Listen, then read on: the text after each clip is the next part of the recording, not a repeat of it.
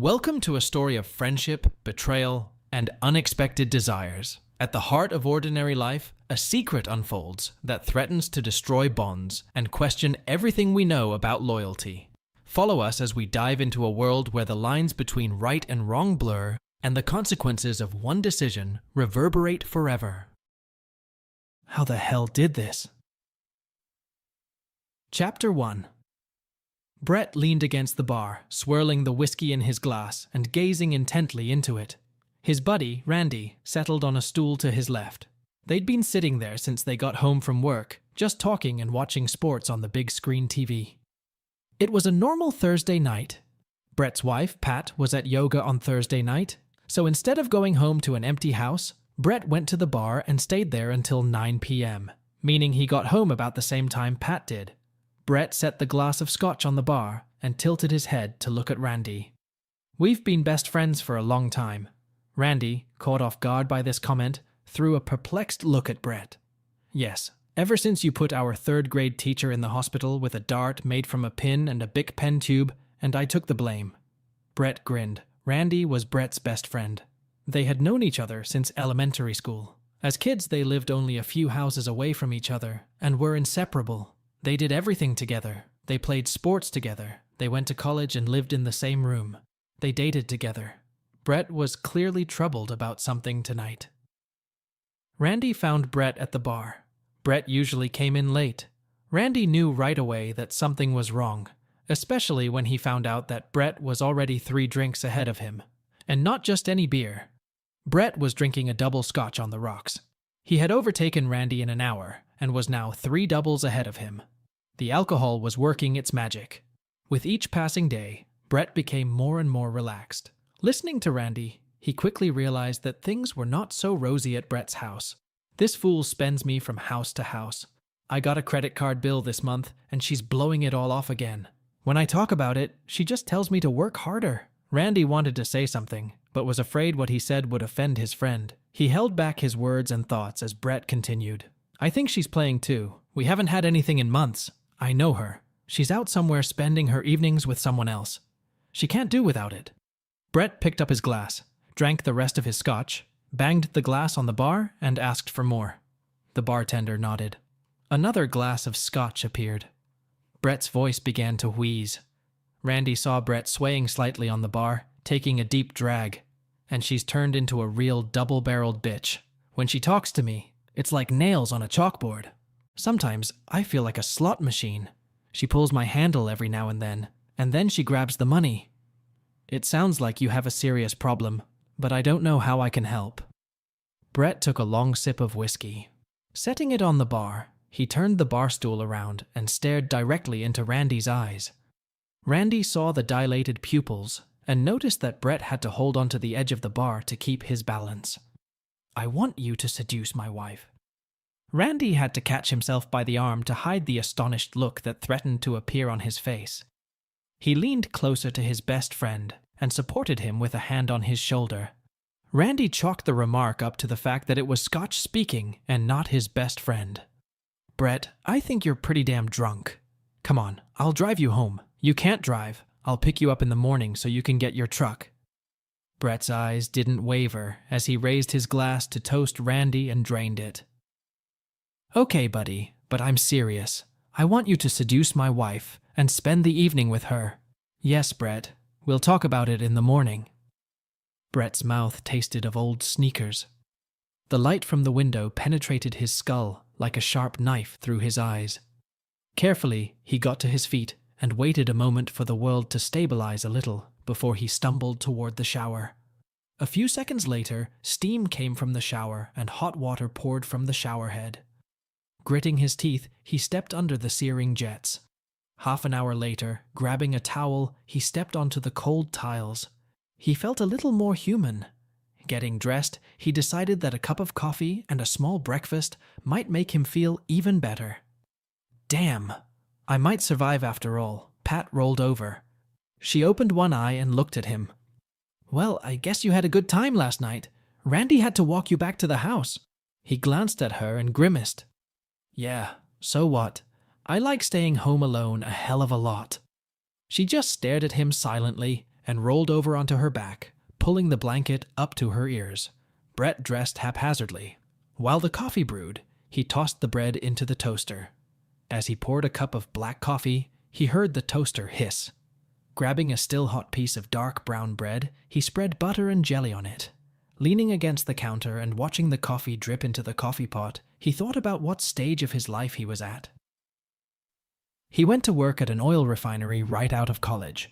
As a junior engineer, he was assigned to the operations department and spent most of his time looking at dials and plotting numbers on a graph. It wasn't difficult and didn't require any effort on his part. He began to study the process he was overseeing and found what he thought was a highly inefficient and costly process. He began doodling on scraps of paper in the control shack where he worked. Those scribbles turned into drawings, and the drawings turned into the genesis of a new management process. When he told management about his idea for a new design that would improve the efficiency of part of the plant, they agreed to allow him to do some testing on his own time and at his own expense. The design paid off. He was given the go-ahead to scale the prototype to a full system in one of the existing plants. Years of work, testing and measurement proved that his design increased plant productivity and significantly reduced costs. He spent the next 2 years traveling around the country modernizing other plants with his improvement. It didn't hurt that he owned the patent, and the company not only paid him to install the changes, but also royalties on every gallon of product processed using his patent. He went from mired in student debt and the most junior engineer in the company to owning his own engineering consulting firm with more money than he could spend. It was on one of his installation trips that he met Pat. Her full name at the time was Patricia Margaret McManus. She was 10 years older than him. Brett found her exotic and beautiful. She was tall and built like a brick house with not a single missing brick. Dark hair, dark eyes, and long legs. He was mesmerized. She worked for the company as a human resources specialist and, in that position, had access to the company's personnel records. That explained how she knew so much about him when he showed up that first day. He remembered it clearly. He arrived at the gate as he had planned. The guard told him to go to the human resources office to get his ID card, which was also the key card that allowed him into the plant. When he entered the HR department, the receptionist directed him directly to Pat's office. She immediately made it clear that she was single, free, and ready to show him everything the city had to offer. He accepted her offer, and over the next 6 weeks they began dating. The night before he was to leave for his next project, she snuggled up to him and cried. The next day, she packed her bags and left with him. 6 months later, they were married. 6 years later, she was still gorgeous. She worked out 3 times a week, did yoga twice a week, and the rest of the days she either played tennis at the club or swam in the pool at her house. The rest of the time, she did her shopping. That the woman knew how to shop was beyond doubt. When he finished the last project, they moved back to where they lived now, and he opened his engineering firm. She immediately decided to build a house. It had to be in the most prestigious neighborhood and be the biggest and grandest. That was 4 years ago. His business was booming. His company was now housed in its own building, employing 15 engineers, and he couldn't even count the number of CAD operators, administrative assistants, and secretaries. All he knew was that he was no longer designing. He spent most of his time in meetings or cozying up with clients. The only respite for him was Randy. Randy graduated from university with a business degree and went on to earn an MBA. He was now working for a large investment firm as a market analyst. According to Randy, he was doing well, but not as well as Brett. They remained best friends and spent a significant amount of time together. He poured a cup of coffee and heard a beep at the front door. It was Randy picking him up to take him to his car to go to the office. He walked out of the house, closed the door behind him, and pressed the button on his key fob to arm the alarm system. Randy looked him over as Brett climbed into the car. "You look like shit." "I feel like shit." Randy laughed. They chatted as Randy drove to the bar. Brett's car wasn't the only one in the parking lot. He got out of the car, and as he closed the door, he stopped and looked around. "Are you going to be here tonight?" "You?" "Yeah, tonight's her spin class night. I hate this big fucking house." "I'll be here. Just don't start without me." Brett nodded and closed the door. Brett was still standing next to the pickup when Randy drove away. Randy pointed the car downtown, Toward the office building where the investment company had offices on 5 floors of the bank tower. His office wasn't a corner office, but it did have a whole wall of windows. He wasn't too disappointed with his situation. After getting his MBA, he went to work for the investment company as a broker. His job was to talk clients into investing more money and then keep them happy. He was good at it. So good, in fact, that within a year, he was pulled out of what he called the bullpen and moved into a cubicle along the wall with a computer and a phone. This was his reward for outperforming everyone else. He kept working and discovered that he had a knack for looking at the markets and seeing trends that no one else noticed. This skill allowed him to take early positions in the market and make good profits because of this ability. The guys on the 30th floor noticed him, and he started steadily climbing the floors, starting on the 25th floor. He now had an office with windows on the 30th floor. He wasn't a partner yet. He pulled into the parking lot and took a seat with his name scrawled on the wall. One could always judge his position in the company by how close his parking space was to the elevator. His spot was close, and soon he was on the elevator heading to his office. Randy was already sitting at the bar when Brett showed up. "You're leaving early?" "I flew out a little early. Everything was happening slowly." Randy ordered a Pilsner beer, and Brett ordered one as well, before lowering himself onto the stool next to Randy. "How's it going?" "The firm is growing. Last week we hired 12 new brokers. Our funds have exceeded $2 billion and are growing every day." "Yeah, I heard. You guys are almost doubling the returns that other fund managers get. How the hell do you do that?" "Good planning, good management, and good people." Brett cast a leering glance at Randy. "Okay, I'll accept that answer, but I think there's more to it than that." Randy smiled. "How about engineering?" "Shit, people are flipping us contracts. We developed a new control system for a plastics plant, and now everyone in the industry wants to apply the same technology to their systems. Each one is a little different, with its own problems and challenges. We can't find enough engineers to cover all the projects." They were watching rugby, broadcast by satellite, on a screen above the bar. Brett didn't take his eyes off the screen, but was talking to Randy. "Have you thought about what I asked you last night yet?" "What?" Brett turned his head to look at Randy and found his friend looking at him open-mouthed and incredulous. "About my wife." "You're serious? I thought that was Scotch talking." "No, I've been thinking about it for a while now. I want to curb her other side a little. She needs to be confused, and if I can catch her in a bad position, I can have at least a little influence on her." Randy thought for a moment. "I don't know, Brett. We've been friends for a long time. I'm not sure I want to get involved in your domestic problems. I wouldn't want our friendship to deteriorate." Brett laughed. "I don't think that's going to happen. Look, if I try to divorce her, she'll take half of everything I own. If I don't get her under control, she'll spend it all anyway. I have nothing to lose. If you help me put her in a position where I can at least curb some of her habits, I win, plus you get to spend a nice evening with her." Now it was Randy's turn to laugh. "So, how do you propose to do it?" "I'm going to invite you on Saturday. I'm going to insist she attend since you're coming. Hell, she already likes you. She's always telling me I should be more like Randy, drive a sports car and work in a nice office. She thinks I work at a mechanic store. Anyway, plan to be there all evening. After dinner, we'll watch the game, grill dinner, and eat by the pool. We can go swimming in the evening before you have to leave." "Yes, but how does that help?" "I'll arrange for me to get a call in the middle of dinner to report a problem at one of our facilities. It happens all the time, and she won't suspect a thing. I'll need to go to the office and leave you alone. After that, you will be on your own." "What are you going to do?" "I'm going to go to my office and watch a movie on my computer and sleep on the couch." Randy's face was impassive. There was no hint of what he was thinking. His eyes seemed to bore into Brett's for several seconds. "Okay, we'll see how things work out." Saturday came.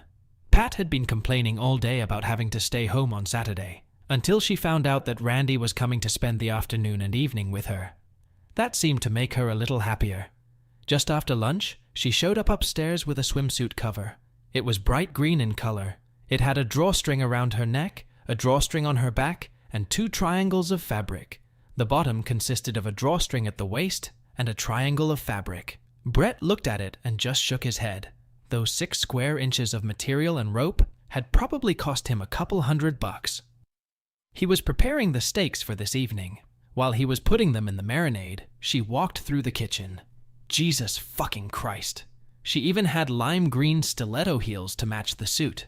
He had to admit she looked damn good. If only she wasn't such an idiot. He turned his attention back to her as she stopped in the doorway and almost contemptuously spat out a few words at him. I hope you have better wine. That shit you bought last time was awful.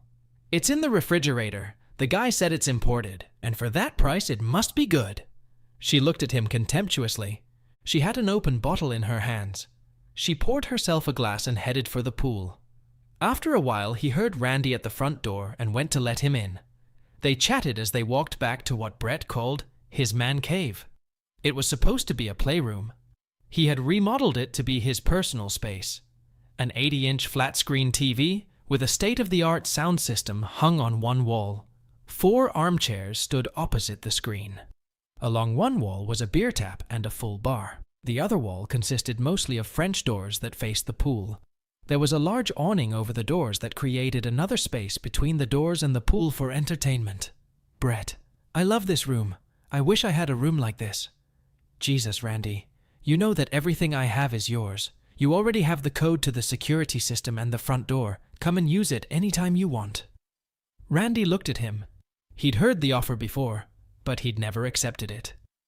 Taking a glass from the freezer, Randy poured himself a beer from the tap and walked over to the windows, looking out over the pool, across which Pat could be seen lounging in a lounge chair in the sun.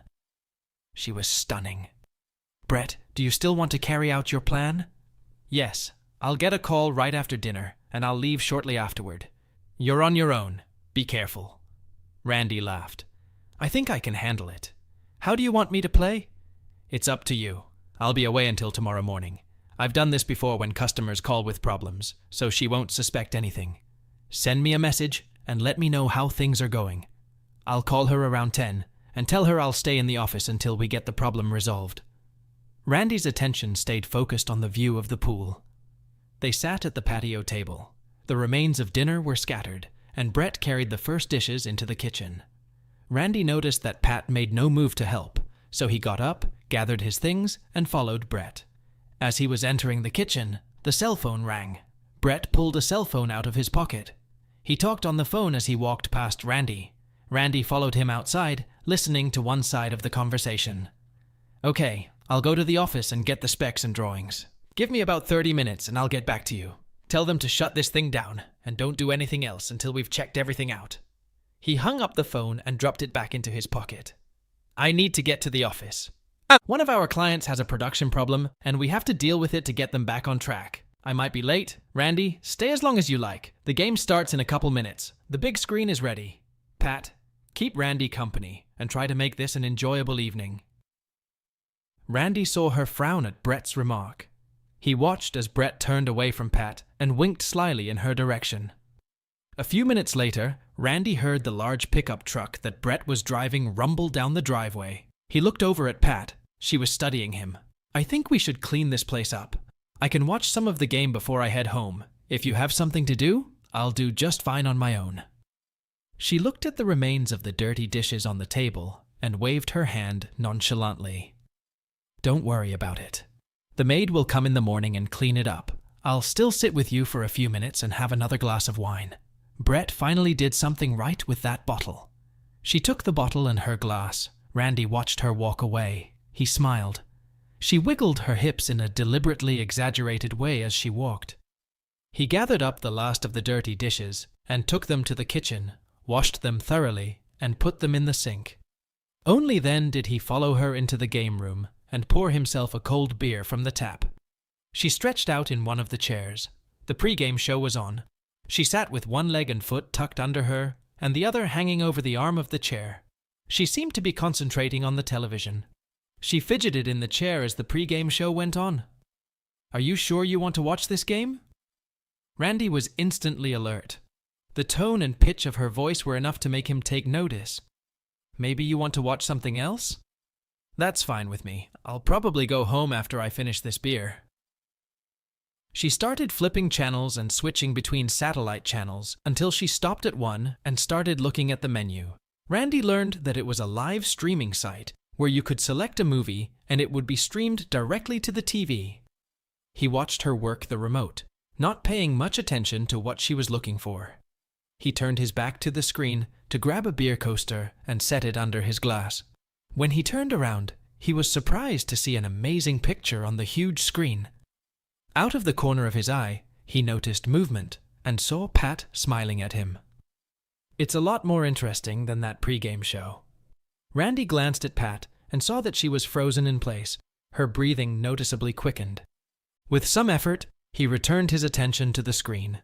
He couldn't blame Pat for being a little drunk. The woman on the screen was beautiful, and the man, admittedly young, well-built. They were both, athletically built. For the next 45 minutes, she and Pat didn't say a word.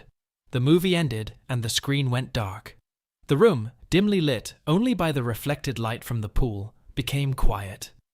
Randy stood up and set the empty beer glass on the bar. I guess I'll be going. She climbed out of her chair and approached him. Brett said, we're all going for a swim. It's getting late, and I really should get going. Since Brett isn't here, I'm not sure I should linger. Good God, Randy, you're Brett's best friend. He won't mind. Let's go for a swim. He shrugged and followed her to the pool. He was wearing swim trunks, and he took off the polo shirt he'd put on over them. He turned as she laid the coverlet on the chaise lounge next to him, and then, to his amazement, she did something. She saw the look on his face and smiled. You pay almost $200 for a swimsuit and you think you have to swim in it too, but it's not. She walked over to the pool and dove into the water. She surfaced on the surface of the pool, tossing her hair back and dousing her head with a stream of water. Her smile was eloquent. Well, come on. He walked over to the pool and dove into the water, surfacing a few feet away. That's nice. It's probably the best thing about this house. He listened as she complained about the house, the layout, the flaws, and what she would have done differently. At one point, he asked her a question. Didn't you design this house? Oh, yes. But now that I'm living in it, I know what I'd do differently. But Brett absolutely refuses to sell this one and build another. She turned and swam toward the pool. He leaned against the edge and leaned back, resting his elbows on the side of the pool, watching her. She executed a perfect turn and then headed in his direction. She stopped next to him and stood up. The water was shallower where he stood. Aren't you going swimming? I'm fine. It's nice just being in the water. She took a step toward him and stopped a few centimeters away from him. You and Brett have been friends for most of your lives, haven't you? Yes, we grew up together, more like brothers than friends. Her eyes were fixed on him.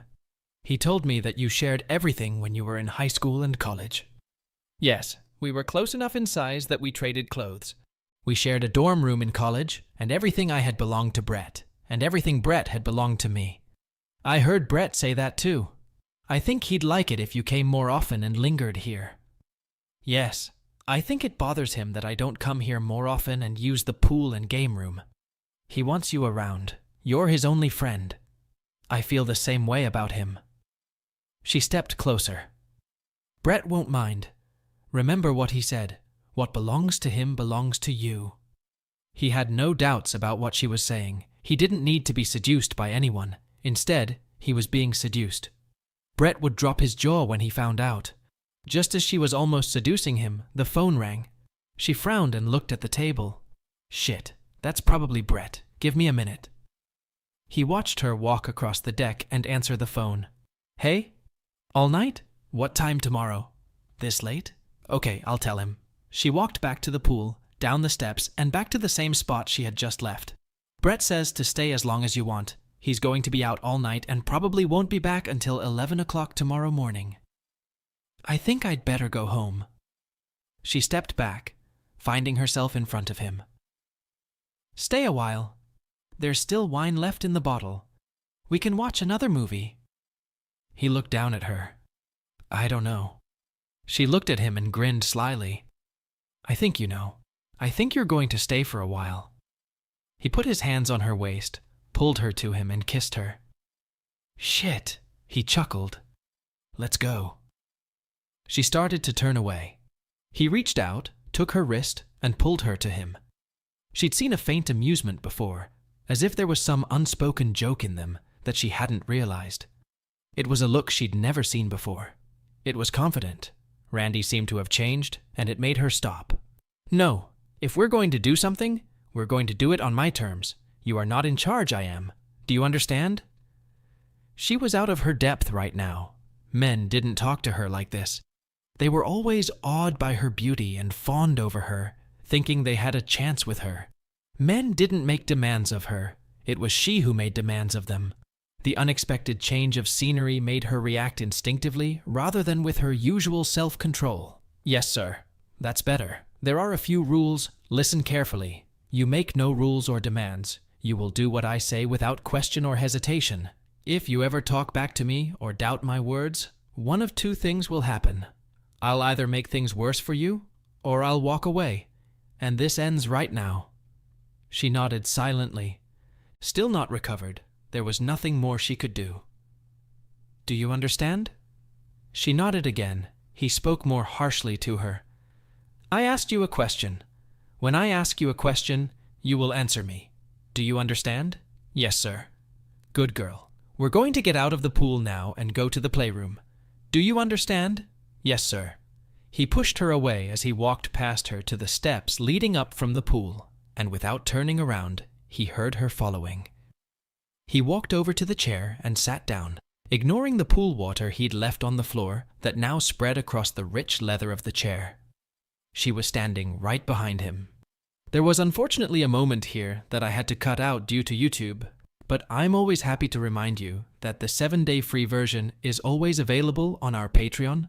At the link in the description, there's also a huge amount of stories there that you're likely to like a lot, so be sure to join our exclusive community. He heard her whimpering behind him. "You're not going to leave? You're not going to keep watching movies?" He turned and looked at her. "Not today. I told you it's on my terms, not yours." She stood up. Her eyes blazed with fire, and she spat at him. "You arrogant ass." Without thinking, he slapped her so hard that she fell to the cross. Her hand reached for her cheek, which was already bright red and stinging like fire. Her eyes filled with shock. "Don't ever talk to me like that again, you fool. If you want a continuation, then when your husband comes home, you will greet him at the front door just as you do now, and make him just as pleased before he takes another step into the house. When he tells me how you greeted him, then I'll consider continuing our weekend. Is that clear?" She still maintained a surprised look on her face as she replied in a rather meek voice, "Yes, sir." As he was driving home, he called Brett. "It's me." "Hey, how are you? I'm on my way home now." "Already? What went wrong?" "Nothing. I just wanted to tell you that your wife jumped me in the pool. She made it clear right away that she thought your comment about yours is mine, and mine is yours applied to her as well." "Holy shit, that little weasel." "Yes. But you should have seen her face when she took the first step on her own." Brett laughed. "Yes, horse. This isn't the first time you've seen that look. Anyway, the bottom line is this. I got her to do something for me, and then I left." "Why?" "I gave her some instructions and told her that if she didn't follow them exactly, she wouldn't get a chance to get a sequel." "What did you tell her to do?" "You'll know when you get home. Oh, no matter what happens, no matter how much she begs or what she offers to sleep apart from her tonight." "Ugh, okay. Maybe I should go home." "Yes. Call her and tell her the problem is solved, and you're coming home early." "All right, buddy. Thanks for the heads up. No problem. Let me know how things work out. I'll go home and go to bed. Don't call until at least noon." Brett hung up the phone and sat thinking for a minute. Randy obviously had some kind of plan. I wonder how many other lovers this fool has had in the last couple years of yoga and spin class. He picked up the phone and dialed her number. "Pat, is Randy still there?" "Already? Well, we solved the problem and I'm going home early. I was hoping Randy was still there. I'll be home in about 30 minutes. He hung up the phone. As he headed for his car, he pondered exactly what Randy had told her to do. He walked through the door into the back room. To his surprise, she was waiting for him just outside the door. As soon as he closed the door, she followed Randy's orders. He stood there in amazement. She had accomplished her mission, and looked up at him smiling. "Welcome home, I guess. What the hell caused this? I just thought I'd give you a little surprise." "That's the way it was. I'm tired. I'm going to sleep on the couch." There was a slight panic in her eyes. "Don't you want to lie next to me in the same bed?" "After a gift like that, I don't think so." He walked past her, leaving her in the back room. He smiled. The next day was Sunday afternoon. He got up early, walked down the stairs, and swam a bit before making coffee. While waiting for the coffee, he contemplated what to do that day. On Sundays, she usually slept in until noon, so he was on his own. The golf course was always an attractive option. He could play around early and then have lunch at the clubhouse. He wouldn't be able to call Randy until late afternoon anyway. When he got home, it was almost 1 o'clock in the afternoon. He looked into the bedroom. As he expected, she was still lying curled up on the bed, dead to the world. He put together a huge sandwich. Taking the sandwich and a beer, he headed for the pool table. He called Randy. "Good morning." "Hey, Brett, what are you doing?" "I played a round of golf early this morning. How about you?" "I got a good night's sleep and just took a shower. How did it go last night?" Brett recounted the incident in detail. Randy laughed. "She followed the instructions exactly. I don't know what you're up to, but I'm immensely grateful to you. It was the best gift I've ever gotten in my life. Please, why don't I come over and we'll watch the game this afternoon?" "Sounds like a plan. I'll be there around 3. "Cool. Bring your swim trunks if you don't wear them. I'm sure we'll end up in the pool." "I will. Is there anything I can pick up?" "No, we're fine here. I plan to grill fish later." "Sounds great. I'll see you in a little while." The phone went silent, and Brett smiled. He couldn't wait to see her reaction when Randy arrived.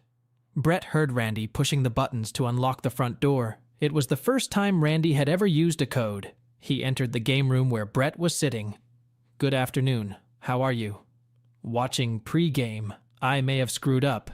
The over-under odds on this game have gone crazy. I made a bet early in the morning and I think I'm on the wrong side of it." "How much?" "Grand." Randy shrugged. "It's part of the game if you're going to gamble." A sigh sounded behind them, and both men turned to see Pat standing in the doorway in the light of the lantern behind her back in a negligee. The light behind her left no chance for imagination. "Randy, I didn't know you were here." She turned and ran back up the stairs. Brett snorted. It was priceless. Randy grinned and settled back in his chair. By the time Pat returned, the game had already started, and both men were absorbed in what was happening. She walked quietly behind the chairs and stood still for a moment. "Are you going to be here all day?" Randy tilted his head and looked over the back of the chair. "Yeah. Brett took me out to dinner again. We're going to watch this game and the late game from the West Coast." Randy saw that she smiled slightly. "I think I'll take a swim." Randy turned to look at her. "Before you go, pour me another beer." She stopped and looked at him. Brett was expecting a snide remark or the usual, "take it yourself." He almost fell out of his chair when he heard her reply. "Yes, sir." He watched incredulously as she filled a glass from the faucet and carefully brought it over to Randy. As she approached, Randy turned to Brett. "Do you want some?" "Of course." Randy spoke without looking at her. "Get your husband a beer." It was then that Brett heard what he expected to hear. "He can get his own. He lives here. He's not a guest." Randy escorted her with a glance as she turned and left the room. "She's feisty. She's always been like this. We've got to change that." "How?" "I'll teach you." Brett looked at him with a question in his eyes. "Just be patient." Brett shrugged. He had nothing to lose. On her way to the pool, Pat didn't fail to pass through the game room. She could have come straight out of the bedroom. Brett suspected she wanted to make sure Randy saw her. The men engrossed in the game paid no attention to her. When the game was over, Brett and Randy fired up the grill and started cooking the fish. Brett went to make the salad, and Randy took care of the fish and vegetables. Seeing an opportune moment, Pat moved closer and seemed to study the food on the grill. "I did what you told me to do." "I heard." "What now? When can I see you again?" "What do you have in store for Tuesday night?" "I teach a couple spinning classes at the gym." "Cancel them and be at my house at 6 p.m. Make up excuses that you'll be late. I don't care what they are. You won't be home before midnight." He saw her flinch and then nod. She was back at the pool when Brett came out with the salad. A few minutes later, they were sitting down to eat. On Monday morning, Randy called Brett. Hey, how's the financial world going?" "Everything's perfectly fine this morning. We made a hell of a lot of money." "How the hell do you make money if the markets are going down?" "We sold a bunch of stuff Friday afternoon and are now buying again. I'm sure by Wednesday, the markets will go on a rebound, and we'll almost double what we took out and put back in." "Shit, how the hell can you predict that?" "I have no idea. I can only read it into the numbers. How is the engineering business?" "Our customers can ruin an iron anvil with a rubber mallet. Their stupidity is money in my pocket. I'm sending 2 engineers to Milwaukee to take care of the problem." Randy laughed. "At least you don't have to go anymore." "Truth." "Brett, listen. Pat's going to make excuses for Tuesday night." "Why?" "She's leading a spin class that night. She'll be late home and make excuses that she has to do something at the gym. Don't make a big deal out of it." "Shit. I'm never doing this again. What's going on?" "She's coming to my house." Brett lifted his head. "Really?" "Yes." "Good. I just wanted you to know. I don't want you to think I'm doing anything behind your back." "I appreciate it, but I asked you to do this." "I know. I think we can solve a lot of your problems. Just let me work on it." "Whatever it takes." "Okay, I'll talk to you in a couple days." Sure enough, that same day in the afternoon, Pat called. "Brett, I just got word from the gym that I'll have to work late on Tuesday. The girl who runs the 2 late-night spinning classes is sick, and I'll have to take her class." "Why are you doing this shit? It's not like you have to work." "I know, but if you want me to keep looking like this, I'm going to have to work on it." "Okay, what time are you coming over?" "It won't be until midnight." "Okay, I'll probably be in bed. Try not to wake me up." "Well, aren't you a romantic?" She hung up the phone and he put his own down. On Tuesday evening, Pat stopped in front of Randy's house. She had never been there and didn't know what to expect. He gave her the address and the GPS led her to a remote lot. It was in a rural part of the county, well outside of town, isolated and hidden from the road by trees. It was one of those dilapidated flat-roofed houses from the 1960s era, with lots of glass and different levels. She noticed that the building was large and seemed to grow out of the rock ledge it sat on. She rang the bell and the intercom next to the door buzzed. "Come in. The door is open." In the foyer, she saw hallways leading left and right. She had an unobstructed view from the front door to the glass wall that was the back of the house. There were steps descending from the foyer into the huge living room. She slowly walked forward. She saw that the house stood on top of a sheer cliff overlooking the valley below. The view was magnificent. An unusual noise for a house drew her attention to a small stream running from under the edge of the concrete slab that made up the floor. It gurgled and splashed along one side of the spacious room before disappearing through an opening in the living room. Following its course, she saw it reappear on the slope behind the house. Randy appeared from the kitchen to her right. In his hand, he held a glass carelessly. "I see you found me." "Randy, it's so beautiful. I didn't realize you had a place like this." "It's just a little cabin in the woods." She rolled her eyes. "Just a hovel?" "Okay, maybe it's not really a cabin. It was designed by a student of Frank Lloyd Wright. You can see a lot of his influence in it. When I bought it, the previous owners were going to bulldoze it down. I restored it from the foundation up. I love it." Her gaze stopped at the gleaming kitchen and the elegant but simple furnishings of the house. "I may have underestimated Randy a little bit." She smiled slyly at him. "So now what?" "What do you mean?" "Well, I figured I'd get a chance to continue what I started." A wide grin lit up her face. He set the glass on the counter and slowly walked over to her and did something. "I told you that everything we do is on my terms. You will not address me in such a brash tone. You will address me as Sir. Understood?" Tears stood in her eyes. Her voice shook when she answered. "Yes, sir." She pulled back slightly. His eyes played up and down on her. She could hardly understand that look. Usually men looked at her differently. In Randy's eyes, she saw a hard, almost cynical expression. She got the impression that he looked at her more as prey than as a prize. "When you are in this house, you will be in a special state, unless I tell you otherwise." He turned to the counter and picked up the glass.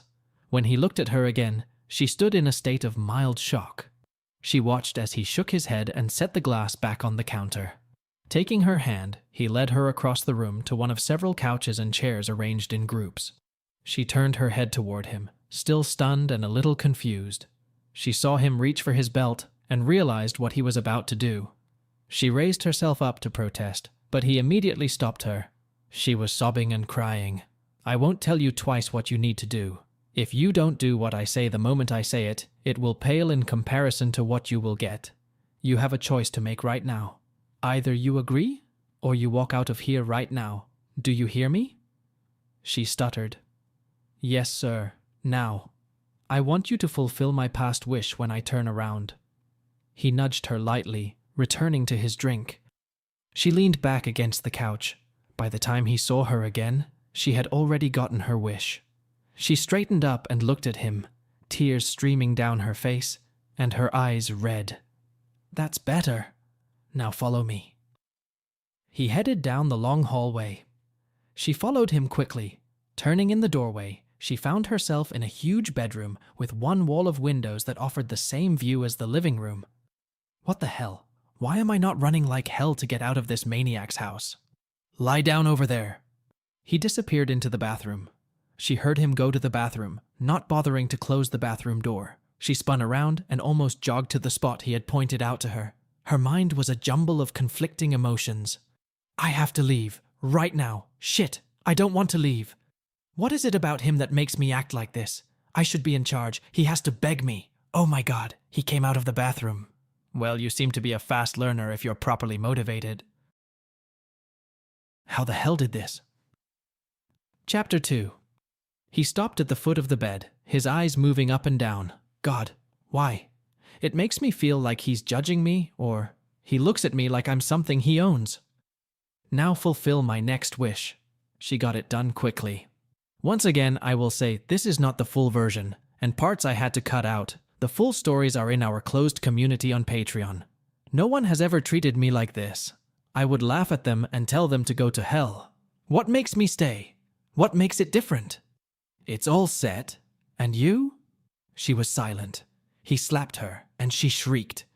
"I asked you a question." "Yes, sir." "You are beginning to understand. If you want to savor my attention, do exactly as I say. No hindsight, no snide remarks, no damn smartasses, and no hesitation. Is that clear?" "Yes, sir." "Good." He turned and walked over to the chair opposite the TV hanging on the wall. As he approached it, he pointed to the floor beside the chair. "You go where I go. You don't speak until someone speaks to you. Understood?" "Yes, sir." He sat down in the chair and looked down to his left. She jumped up from the bed and ran to him. "Better." He turned on the TV to one of the financial channels and sat silently watching. She stood beside him and was also deep in thought. What the hell just happened, and what happened to me? Why can't I refuse what this man wants? Why didn't I just walk away? Why did I put up with his attitude? She continued to silently argue with herself while he watched the financial show. He sat like that for almost 2 hours. She was very uncomfortable. She wanted to go to the bathroom, but she didn't want to risk asking him for it. Finally, he looked down and noticed her stirring. "Do you need to go to the bathroom?" "Yes, sir." "Do you need to take a piss?" "No, sir." He got up and headed for the bathroom. She jumped up and followed him. He stopped in the doorway and nodded toward the bathroom. "Go pee." She walked in and started to close the door. He stopped her with his hand. "You'll be leaving the door open." She blushed slightly, but continued. She waited and waited, but there was no way she could start under his intense gaze. He turned on the faucet. Without warning, a handful of icy water splashed over her face. The shock of the cold water passed through her, and instantly she was good to go. His eyes never took their eyes off her. Finished, she picked up the paper and wiped herself. "This is humiliating. I'm going to get my clothes and leave right now. He's treating me like I'm nothing." She got up and flushed the toilet. "Now, I can just go to the bedroom, get my stuff and get out of here. Screw it." Without a word, he turned and left the room. Despite her own thoughts, she hurried after him as she trotted after him, trying to keep up with his long, confident strides. He walked down the hallway beyond the kitchen. She followed him into an indoor pool with a hot tub in one corner. She stared at him in amazement. Pressing a button to start the pumps, he lowered himself into the hot, bubbling water. She waited at the edge, not knowing what to do. He opened his eyes and nodded at the seat beside him. He sat with his head resting on the edge of the tub with his eyes closed. She sat and watched. Oh my God, I must be out of my mind. I have to get up and leave. After exactly 30 minutes, the bath timer expired and the jets went silent. He opened his eyes, stood up, and climbed out of the tub. Taking a towel from the closet, he wiped himself. Finished with the towel, he tossed it to her. She quickly realized it and wiped herself off. She tossed the towel as he started to walk away. He turned to see if she was following him. His gaze fell on the towel on the floor. Her eyes widened with fear. Oh shit, he's a neatness maniac. Get a towel and bring it to me. She picked up the towel and brought it over to where he was standing. Taking it from her hands, he folded it diagonally, then tucked one end back. Then he folded it lengthwise. She watched him hold the towel by the thick end. At the other end, one wet corner dangled listlessly, slowly dripping water. Interlock your hands behind your back. She clasped her hands behind her back. Without warning, he deftly shook off the towel. The corner clicked loudly. Stand up and look at me. She struggled to return to an upright position. Her eyes filled with tears. I demand order and neatness. Do you understand? She managed to whisper a response. Yes, sir. Good. She watched as he unfolded the towel, folded it, and put it in the wet towel basket. She followed him into the kitchen. He pulled a beer from the refrigerator, opened it, and took a long drink.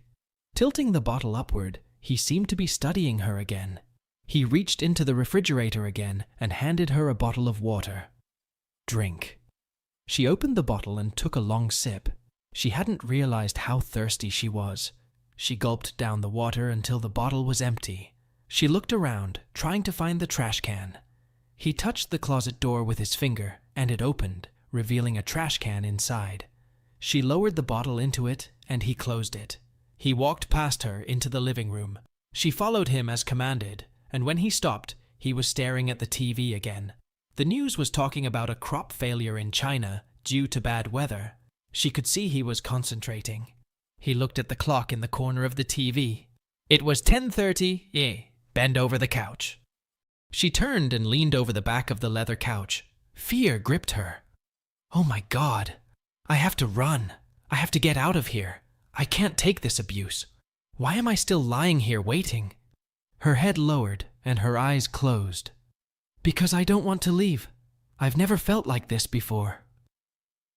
She realized he was no longer at her back and began to twist from side to side, trying to see where he was. She couldn't locate him. She was afraid to move. She heard him standing behind her, and to her horror, she heard the sound a cell phone makes when it takes a picture. He moved around her, taking pictures of her from every possible angle. When he finished, he put the phone down on the table. Stand up and turn around. She obeyed instantly. He held out the bottle to her. Take this and throw it in the trash. She picked up the bottle carefully and took a quick step toward the kitchen, tossing it into the trash can. By the time she returned, he was sitting facing the TV. She pulled herself closer to him. He looked down at her. When you get home tonight, you'll wake up your husband and spend a nice evening with him. Reorganize your schedule so that you can come here every Tuesday for the foreseeable future. Do you understand? She looked at him wildly, almost with fear, but answered quickly. Yes, sir. Good. Then go home. The door will close automatically behind you. He turned his attention back to the television, and it was clear that she had left. When she returned to the living room, he didn't look at her once, or even hint that she was there. She left when she heard the door close behind her and got into her car. For a few minutes she sat there, just staring into the darkness. What the hell just happened? She's never acted like this with any man before. I could have left at any time. Why didn't she? He treated her like a common fool. Why is she willing to put up with this now for this man? She shuddered. She knew the answer, but she didn't want to voice it or admit it to herself. She started the car and drove home. When she entered the bedroom, Brett was slightly awake and rolled over to look at her. She went into the bathroom and soon came back out again. Brett was still in a state of half-sleep, half-wakefulness. He was stunned at what she was about to give him. After presenting her gift that she had spent so long preparing for him, she crawled over to him, curled up in a ball, and soon fell asleep. He lay still for a long time, trying to understand what had just happened. The next day, Brett got a phone call. "Brett, it's Randy. Hey kid, what's up? Did you have an interesting evening last night?" "Hell yeah. What the hell are you doing to her?" "I just let her know what respect is." "Well, whatever it is, keep doing it." "How was she acting this morning?" "I don't know that she didn't get up when I left." "Okay. She's going to come up with some excuse not to stay out until midnight on Tuesdays. I take it she's coming to see you?" "Yes. Now listen carefully. In 2 weeks, on Saturday, she'll make up an excuse to be absent from mid-afternoon on Saturday to noon on Sunday. Don't make a big deal out of it. Let her make her own excuses." "Good. I want you to clear your schedule as well." "Okay. Why?" "We're going to start your training." "What? You want to know how to behave with your wife so she'll be like last night all the time?" "Hell yeah! Then just do as I say. I'll call you for lunch next week. Plan to have lunch and then after lunch buy some things you'll need." "Okay. I'll call you later." Brett sat at his desk wondering what all this education was about. He shrugged his shoulders. Randy seemed to know what he was doing, and the changes Brett had already seen were enough to convince him. When Brett returned home after lunch, he found Pat lying by the pool. He entered the house and threw his briefcase on the couch, then headed for the game room. He poured a glass of beer from the tap, opened the door to the pool, and stepped out. She jumped with surprise and grabbed a towel, wrapping it around her waist. "What's wrong?" "Ugh, nothing. Just sunbathing." "Where are you going? Do you want beer or wine?" "No, not now. I need to go upstairs." He watched her hurriedly walk away, wrapping the towel around her waist. It was so damn strange. Usually she was happily strutting around the house. He went back to the game room and turned on the TV. Upstairs, Pat looked in the mirror. The bruises from the belt were visible. Satisfied, she walked down the stairs. Brett was sitting watching some sports program when she walked into the game room. He looked back at her over his shoulder as she entered. "I need to talk to you for a minute." He looked up at her. "Of course." "The manager at the gym asked if I would take over Jen's Tuesday night class. Something happened to her mother, and she can't work out anymore." "So you're going out until midnight every Tuesday?" "Yes." He sighed. "They can't find anyone else?" "Apparently not. If it's the right thing to do, then it's the right thing to do." She nodded and started to turn around. "Hey, could you pour me another beer?" She threw a glance back over her shoulder. "Is your leg broken?" She turned and continued on her way. He turned to the television with a smirk. Back to normal. The rest of the week went smoothly. Saturday night they went to a party at the country club, and she was as chatty, flirty, bitchy as ever. She wagged her ass and did her best to completely ignore him. He sat and watched her, sipping his scotch. I wonder how many of these creeps she's already spent evenings with. On Sunday, she slept in until noon. He went to the golf course, and when he came home, there was a note on the table. She had gone to get her nails and hair done. She'd be back later. He shrugged, rolled up the note, and tossed it in the wastebasket. She came in around 5 o'clock, announced she was going out to dinner with her girlfriends, and left immediately. He fried some wieners and watched some old Western movies. Around 11:30 p.m., the phone rang.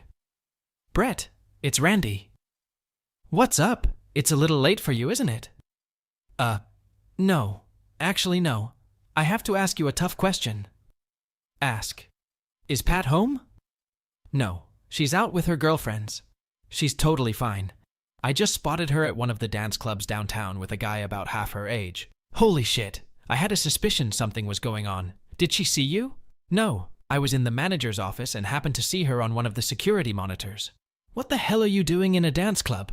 "The owner is one of our customers. I come here to meet him. It's the middle of his workday." "Ah, that makes sense. So what do you want me to do?" "Randy, I don't care right now. You do what you think you need to do. I'm leaving it in your hands." Okay, buddy, I'll take care of it. Oh, before I forget, Wednesday for lunch and then after lunch? Done. Where are we having lunch? Let's go to that hole-in-the-wall bar where we used to hang out near the university. I haven't been there in ages. Sounds like fun. The phone was dead. Brett sat in the dark room, deep in thought. I don't care. To hell with that fool. If she wants to hang around town, let her hang around town. If Randy has a solution, so be it. Otherwise, I'll just let the lawyers handle it and take the financial hit. When she entered, he was already asleep in the chair. She put on her shoes, slipped through the back door, and tiptoed up to the bedroom. She climbed into bed. She didn't sleep at first. She thought about the night before. Ryan had met her as planned, and they had gone to a dance club downtown. Ryan was more than 20 years younger than her. He was tall, tan, and college-educated. He thought he had gotten himself into trouble by getting his hands on a gorgeous cougar. He bragged to all his fraternity brothers about her. He drove her to a cheap hotel on the outskirts of town, and they checked into a room. He saw her still covered in bruises and went into a rage, wanting to know how it happened, whether her husband had done it, swearing to kick his ass. She calmed him down, saying it was the result of a game she was playing with her friends, and it was no big deal. But she did have one problem, and because of that problem, Ryan, in his typical fashion, rolled over onto his back and fell asleep. She let him snore for about 20 minutes. Waking him up, she told him she had to go home. Now, all she could think about was why this problem had occurred to her in the first place. The upcoming Tuesday night filled all her thoughts. Waking up the next morning, Brett hurried upstairs and into the shower. When he came out of the bathroom, he was stunned to see her. The redness was gone, but the bruises were still making themselves known. The more he thought about it, the more he smiled. He dressed quietly and headed for his office. It was Tuesday. Brett was at work and Pat was trying to decide what to wear to Randy's house. She decided it didn't matter. Shrugging, she walked down to the pool, opened a cold Coke, and grabbed the leftover wiener she found in the refrigerator. She heated it up in the microwave, wrapped a piece of bread in it, and sat down on the pool deck. She was almost done when the phone rang. She looked at the number and didn't recognize it. She answered it. Hi, Pat, this is Randy. Hey, Randy. She was literally cooing to him on the phone. Just shut up and listen. When you come to my place tonight, wear something appropriate for the club. We're going out. Okay. What did you say? She swallowed. Yes, sir. Better. The phone went off and she found herself shaking. How the hell had he done that? She looked at her watch. It was past noon, so she decided to go for a swim and then lie in the sun for a while before packing. Stopping in front of Randy's house, she looked at her watch. It was 5 minutes to 6. She hurried to the door, and before she could ring the bell, she heard his voice and the click of the lock. Come on in and come to the pool. She went inside, turned right, and went to the end of the hallway. He was just coming out of the pool. She stopped and looked him over. He was in pretty good shape for his age. He looked at her and took a towel and wiped himself off. He folded the towel and put it in the laundry basket, folding it neatly with the other dirty towels. You're punctual, which is a plus. He returned the inspection. She had chosen a black leather skirt and a cream-colored blouse. On her feet, she wore 4-inch heels. Satisfied with the way she looked, he nodded. Come with me. He walked past her and headed for the bedroom. Once there, he pointed to the chair to his left and nodded. He went into the huge walk-in closet and came out of there a few minutes later, dressed in all black. Black pants, a black knit shirt, and a black sports jacket over it. She'd only seen him in jeans and a polo shirt before. His hair, beginning to gray at the temples, gave him a look that was distinguished. Wasn't exactly the word she was looking for, but she couldn't find it. He picked up his everyday pocket pistol. Let's go. She got up and followed him. He led her back down the hallway toward the pool, but turned through another door. It went out into the garage. She stopped and looked in. There was the regular 4-door Honda he drove. Next to it stood a red fire truck, something like that. It was the most exotic thing she'd ever seen. Her drawn-together eyebrows were questioning enough. This is a Bugatti Veyron. From the factory, it goes 285 miles per hour. Get in. She walked to the passenger side, opened the door, and froze. The low-slung sports car, The small door put her in a dilemma. He was already behind the wheel. Get in.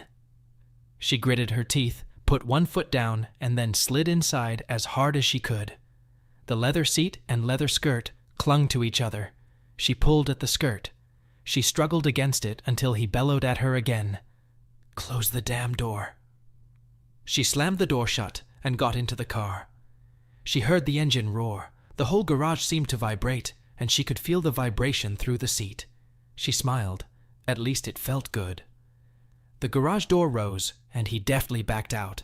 As he accelerated down the driveway, she was pressed back into the seat.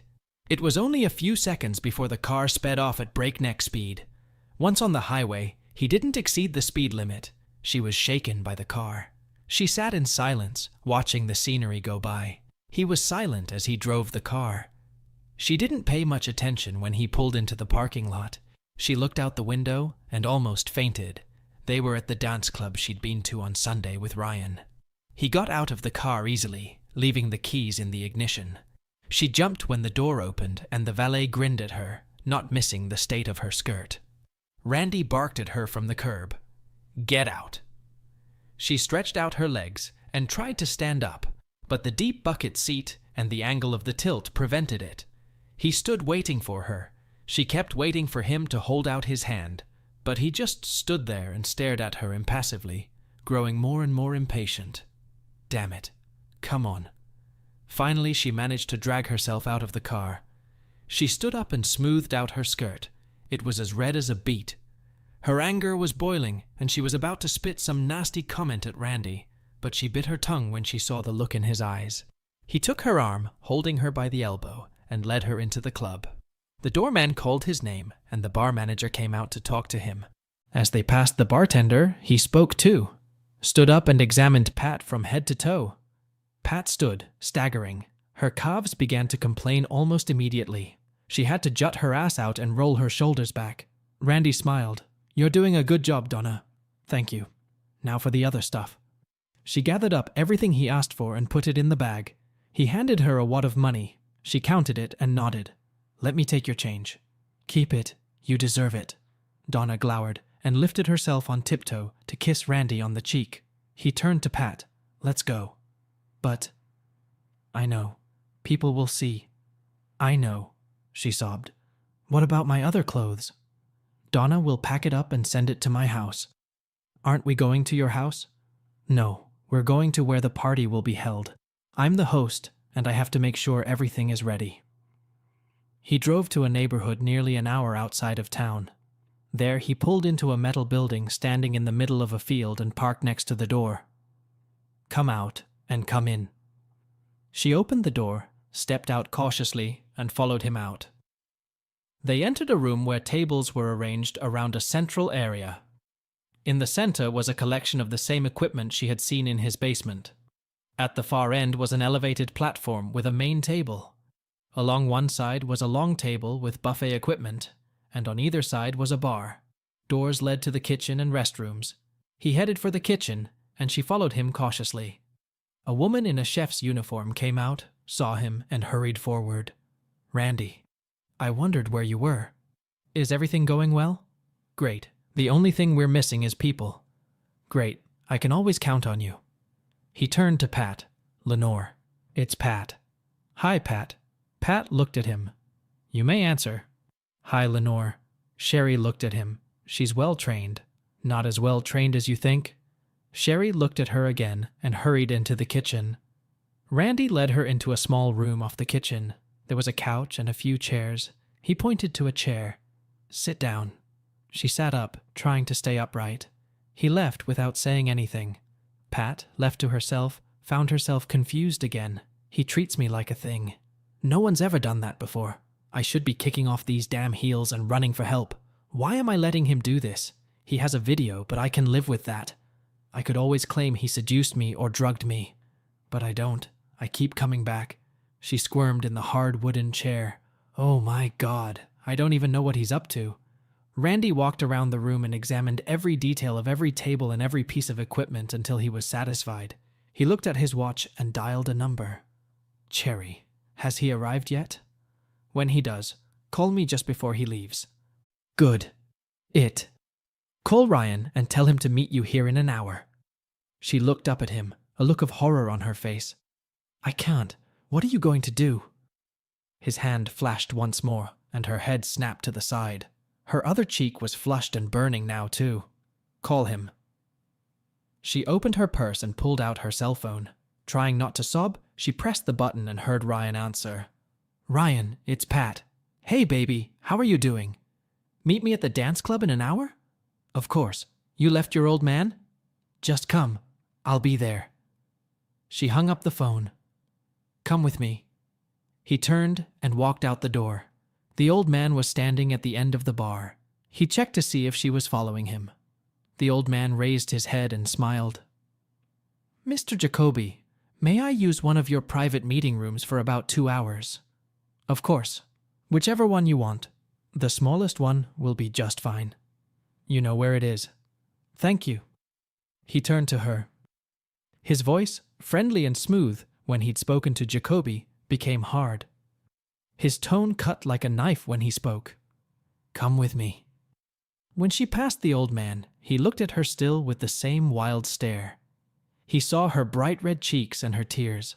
He shook his head and went back to talking to the bartender. Randy stopped for a few minutes to talk to the doorman, and then led her down a short hallway. He opened a door and turned on a light. Inside turned out to be a small meeting room. It was set up for a private party, and there were several round tables.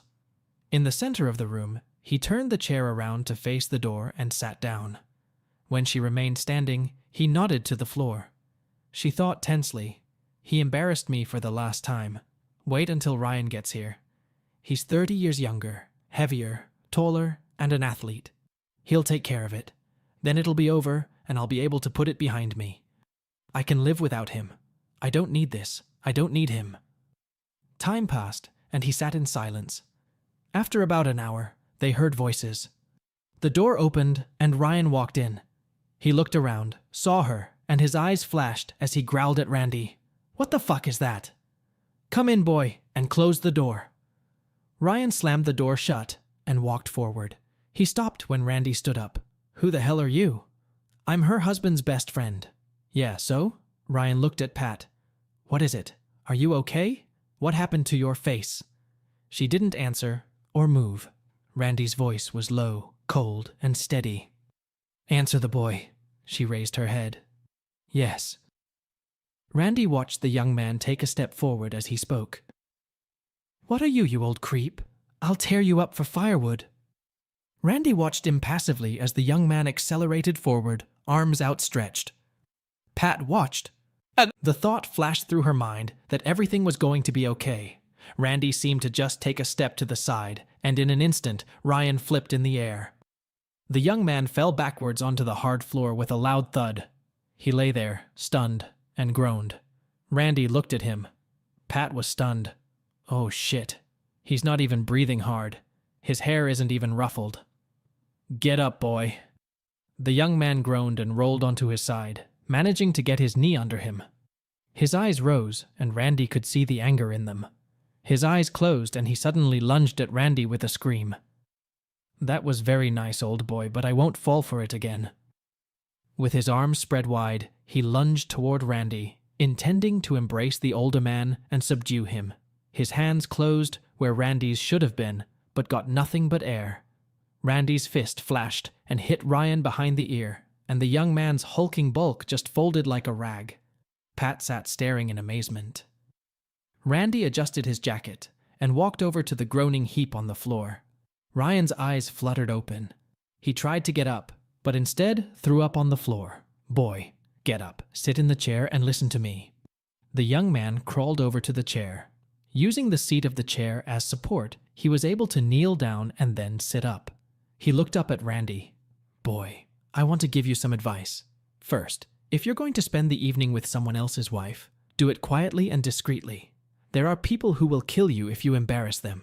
Second, if you're going to kick someone's ass, you better be damn sure you have the skills to do it. Appearances are deceiving, and the old guy you think is an easy target may turn out to be the one who kills you. Third, you must learn to think with the head you have on your shoulders, not the same one. Do you understand me? The young man nodded his head slowly. Good. Now, I'm going to give you a treat before I send you on your way. Randy looked at Pat and spoke to her. Stand up and do what I'm about to ask you to do. She stood looking at him in amazement. Didn't you hear me? She suddenly realized that he was in complete control and she didn't stand a chance.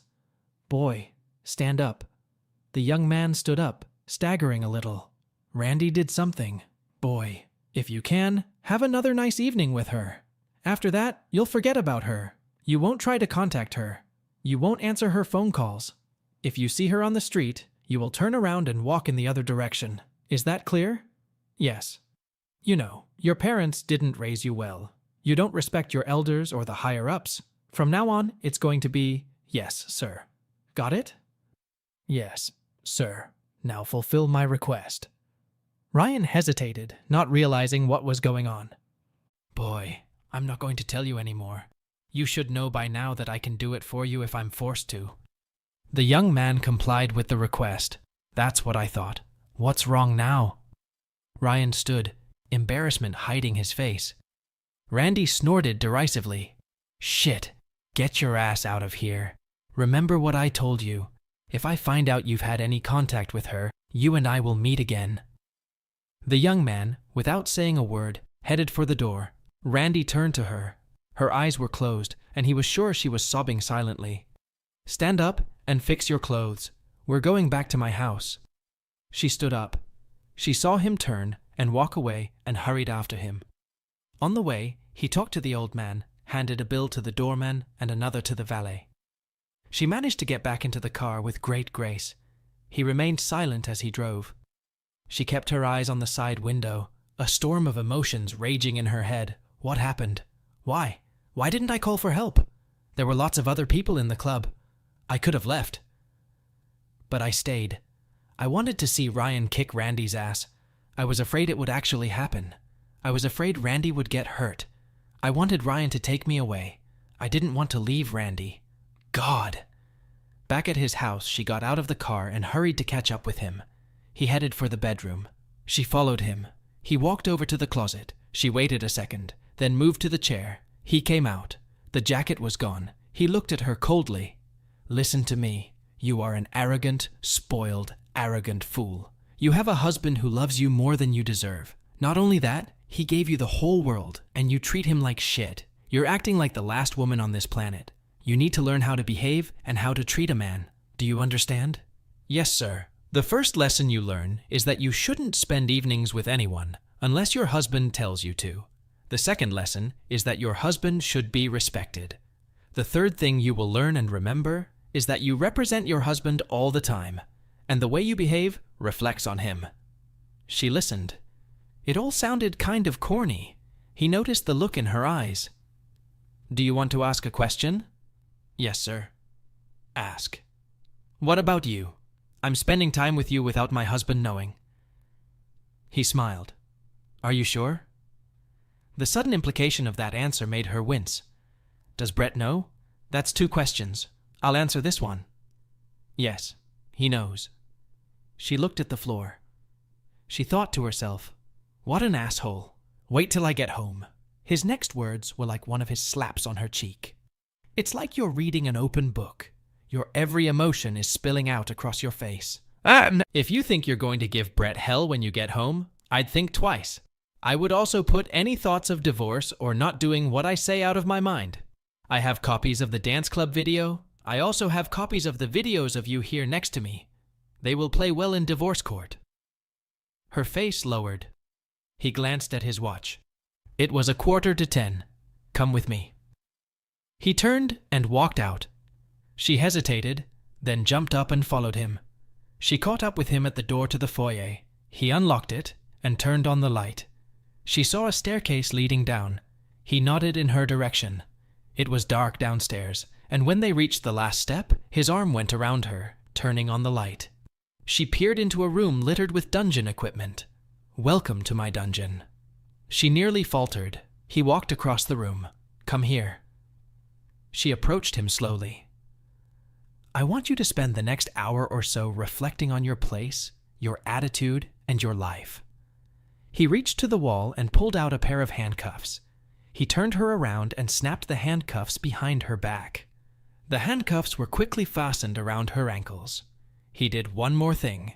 Afterward, he stood up and smiled. "Remember what I said. I want you to think. I want you to think about your attitude and your place as a wife." He turned and walked up the stairs. The lights went out, and she heard the door at the top of the stairs slam shut and close. In the darkness, unable to walk or move, she began to sob. At 11 p.m., he turned off the TV and walked down the stairs. She was still standing where he had left her. Her face was a mess, mascara dripping down her cheeks. Snot dangled from her nose. She heard him when the lights came on. It took a few seconds before she could see. When she was able to focus her gaze, he was standing in front of her, waiting patiently. "Have you given it some thought?" She nodded, and then, remembering his hands, she whispered, "Yes, sir." He smiled. "And what were you thinking?" "I was disrespectful, arrogant, brash, and bitchy." He looked at her. "Well, at least you learned enough today to repeat my words. That's a start." When he uncuffed her, she rubbed her wrists. "Go home. When you get there, tell your husband you're sorry you were like that with him, and that your affair with the college guy is over. Apologize to him, and then ask him if you can offer him a nice evening tonight to make up for it at least a little."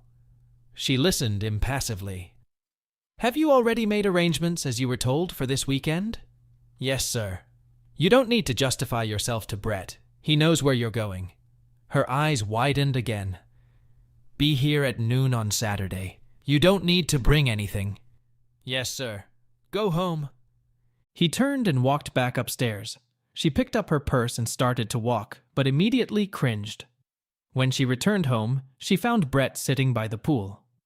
"Have you talked to Randy?" "Not since the day before yesterday." "You know that's where I was." "Yes." "You said yes?" "Yes." She looked at him coldly. "You're an even bigger idiot than I thought." She forgot her instructions and turned around, heading for the bedroom. She stopped and turned back to him. "You can sleep in one of the other bedrooms." She turned and walked up the stairs. He sat down and thought for a moment. It occurred to him that Randy probably hadn't sent her home with those instructions. He picked up the phone.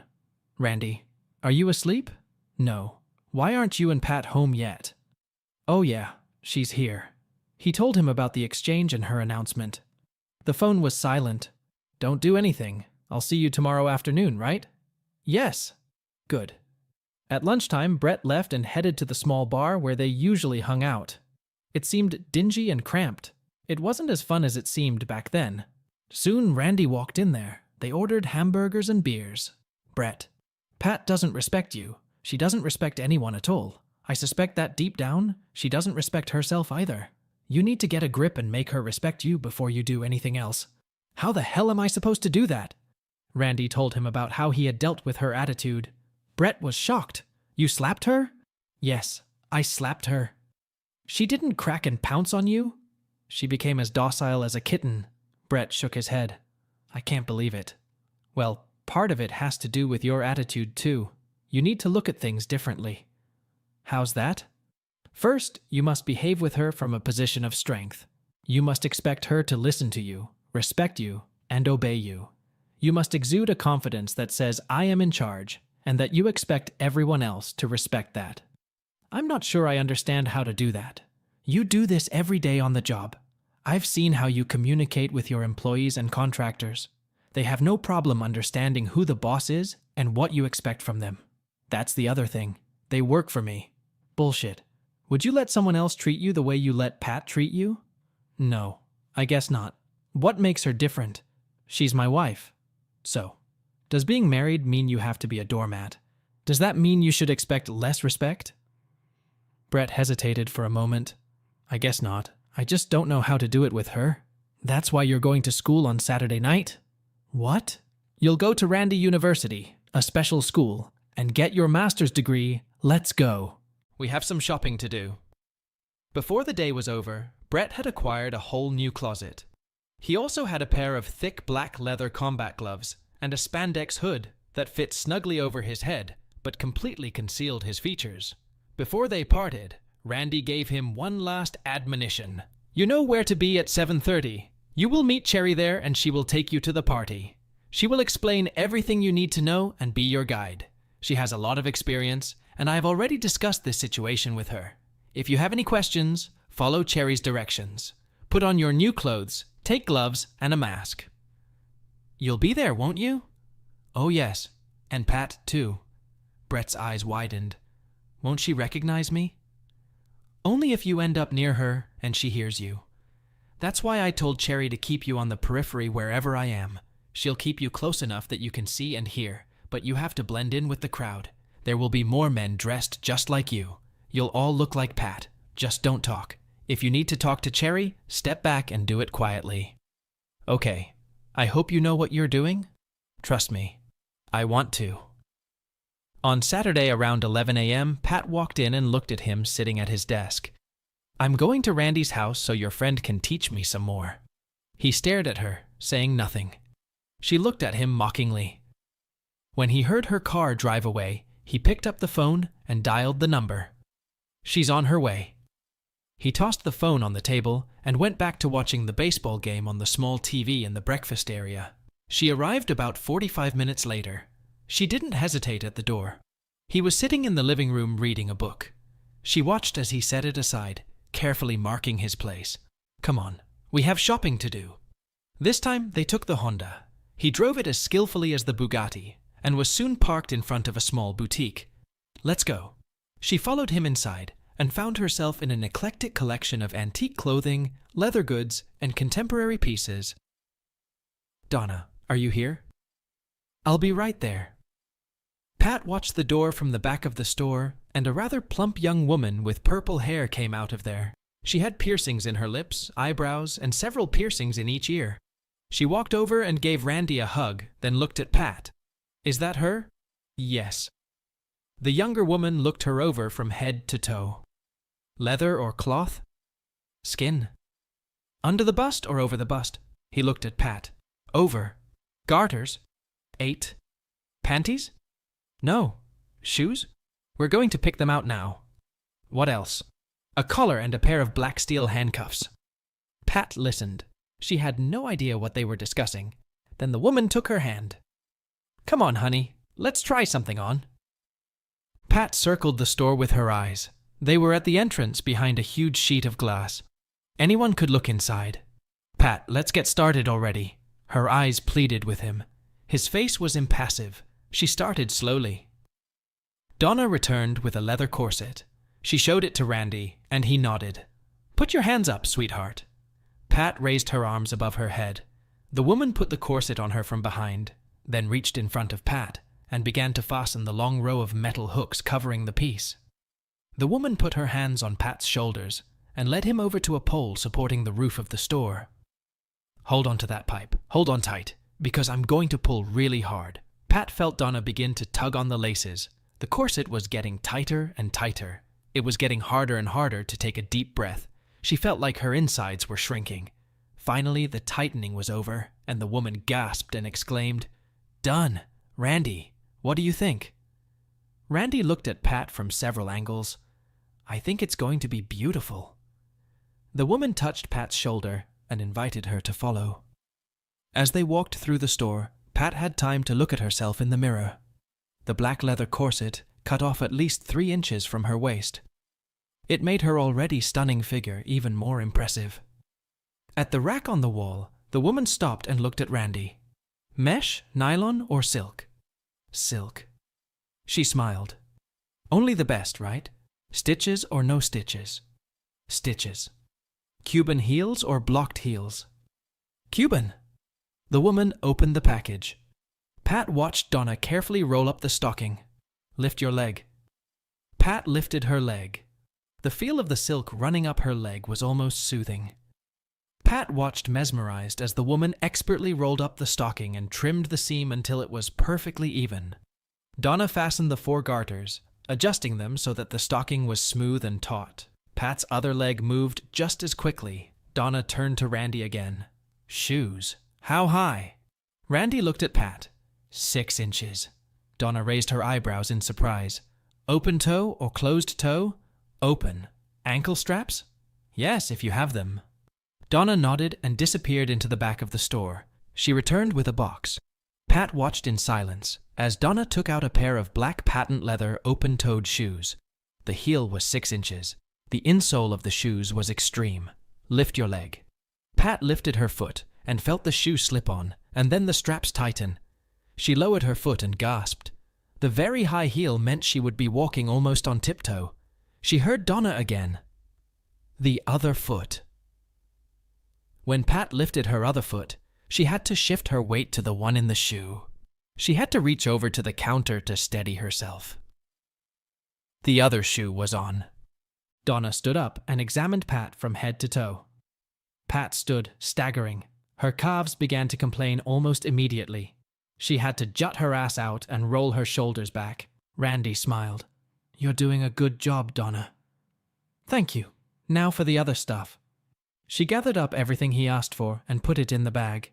He handed her a wad of money. She counted it and nodded. "Let me take your change." "Keep it. You deserve it." Donna glowered and lifted herself on tiptoe to kiss Randy on the cheek. He turned to Pat. "Let's go." "But I know. People will see." "I know." She sobbed. "What about my other clothes?" "Donna will pack it up and send it to my house." "Aren't we going to your house?" "No, we're going to where the party will be held. I'm the host and I have to make sure everything is ready." He drove to a neighborhood nearly an hour outside of town. There he pulled into a metal building standing in the middle of a field and parked next to the door. "Come out and come in." She opened the door, stepped out cautiously, and followed him out. They entered a room where tables were arranged around a central area. In the center was a collection of the same equipment she had seen in his basement. At the far end was an elevated platform with a main table. Along one side was a long table with buffet equipment, and on either side was a bar. Doors led to the kitchen and restrooms. He headed for the kitchen, and she followed him cautiously. A woman in a chef's uniform came out, saw him, and hurried forward. "Randy, I wondered where you were. Is everything going well?" "Great.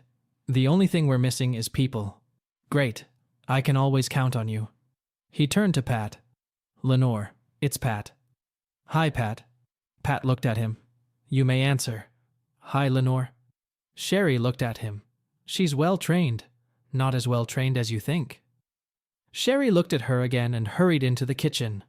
Randy led her into a small room off the kitchen. There was a couch and a few chairs. He pointed to a chair.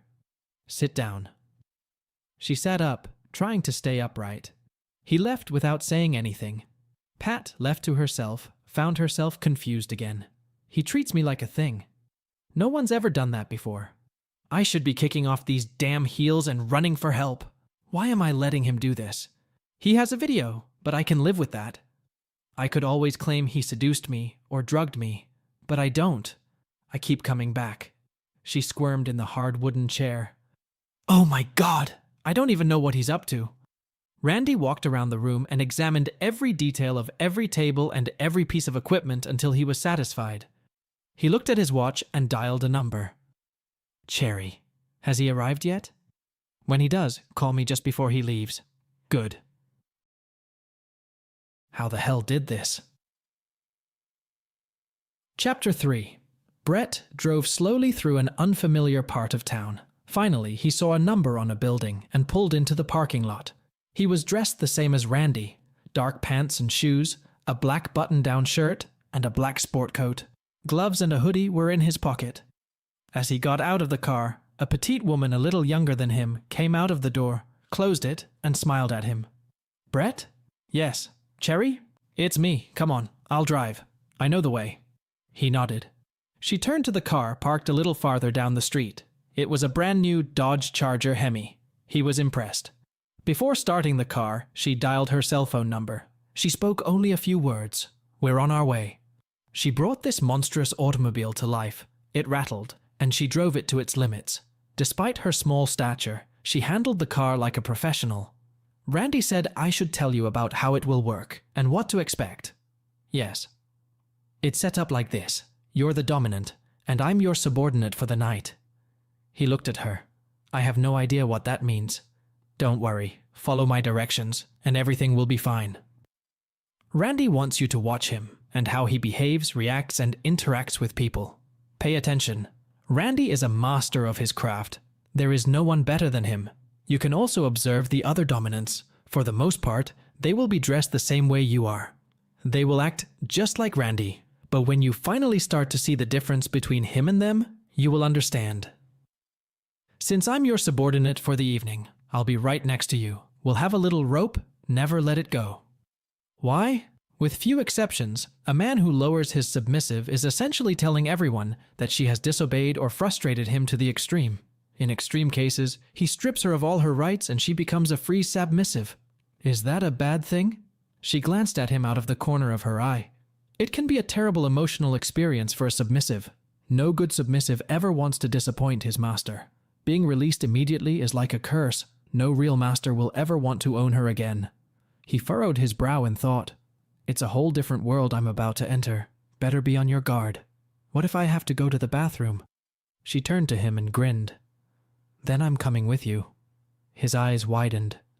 Randy told me about the situation with your wife. She will be there tonight on a leash as well. Randy intends that after he leaves with her tonight, she will have a change in attitude that will transfer to you as well. It is important that you begin to emulate Randy in how you behave, how you interact with people, and how you think they should treat you. He looked at her with sort of glazed eyes. Don't worry, you'll get it and you'll be fine. When we get to the barn, put on gloves and a hood. I'll get ready and we'll go inside. There should be a few people there by now. Just be cordial and friendly. Randy suggested you not speak. I'll do the talking for you, making the excuse that you have severe laryngitis. What should I call you? He stared at her dumbly. I think I'll call you Daddy, sir. He blinked. She pulled up to one side of the building and parked. Put on your gloves and hood. Give me a second to get ready. He began pulling the hood on and adjusting it. It took him a few minutes to get it smooth and even. Then he pulled on the tight-fitting gloves and turned to see her standing outside the door waiting for him. The light coat she was wearing was gone. She was now dressed in a blue brocade corset under her bust, blue stockings, and equally blue shoes. She held out the rope to him, lowering her eyes. I'm ready, Daddy, sir. He took a deep breath and headed for the door. Cherry obediently followed to his left and a step behind. Inside, Randy was waiting for them. He looked at Cherry, then at Brett. Sir, may I have a word with your submissive? Brett heard the question, but didn't realize what it meant. He managed to pull himself together and nod, remembering what he had been told about how to speak. Brett listened to Randy talking to Cherry. The tone was formal and polite, but something was off when he was talking to her, unlike when he was talking to Brett. There was a sense of expectation in it, a sense of, well, mastery. Brett felt a sense of control that only Randy's voice could provide. Did Cherry get all the instructions? Yes, sir. Do you realize what I want tonight? Yes, sir. Are you willing to follow my example if the situation changes? Yes, sir. What are you going to call him tonight? She grinned. He's a daddy, sir. Randy chuckled. Cherry, you're adorable. He turned to Brett again. Thank you, sir. I wish you an informative evening, and if there is anything I can do to make it more enjoyable, please let me know. He nodded, and Brett nodded. Cherry stepped close to him and whispered, Just socialize. If people want to talk, nod at me and I'll do the talking for you. I'll apologize for your laryngitis. He nodded and led her to the bar. He had already decided he needed a drink. He ordered a scotch, pointing to the bottle, and watched as the bartender poured a fine single malt scotch on the rocks and handed him a glass. He looked at Cherry and nodded. Can I have some water, please? The man held out a bottle of water to her. They withdrew. Several people introduced themselves to each other over the course of the evening, and Cherry did a wonderful job. Everyone was cordial and friendly. Most expressed, it seemed, a general uneasiness about his illness. He noticed that manners and etiquette were precise and strict. He began to catch a glimpse of the presence of men. Each of them, to one degree or another, possessed the same strength of character that Randy radiated. He met some women who behaved in much the same way. As he walked around the room, He began to feel the aura of power that these men and women carried within them. He heard the sound of the microphone and turned to look at the stage. Cherry walked right up to him. He felt her touch the back of his hand. Instinctively, he reached back to touch her. Standing on the stage at the microphone was Randy. "Good evening, friends. Welcome to our little family reunion. Dinner will now be served. The game area will open 90 minutes after we begin serving dinner. Our dungeon masters for tonight will be Dawn, Robert, and Angela." Brett watched as 3 people stepped forward. 2 men and a woman. The men were dressed more formally, in tuxedos, and the woman was dressed in a long black evening gown. She was clearly not someone's subordinate. In fact, he noticed several women who had submissives, both male and female. Randy left the stage just as the servers began to bring the buffet to the serving line. People started lining up. Cherry leaned toward him. "It's better to get in line. You'll have a choice. You can feed me from your plate or let me take my own." He nodded. He was constantly observing. He saw how the submissives reacted to the dominants. He saw how the dominants reacted to each other. Cherry watched him closely and smiled, noticing the subtle changes in the short time they had spent here. Randy had told her that Brett was smart, a quick learner, and although Brett himself didn't realize it, had all the qualities of a dominant. She watched him, wary lest he make some serious mistake, but soon relaxed. He was acting a little differently. He seemed more confident. He led her to the serving line, and as they approached the plates, he took his own. She looked up at him. He shook his head, refusing. She smiled.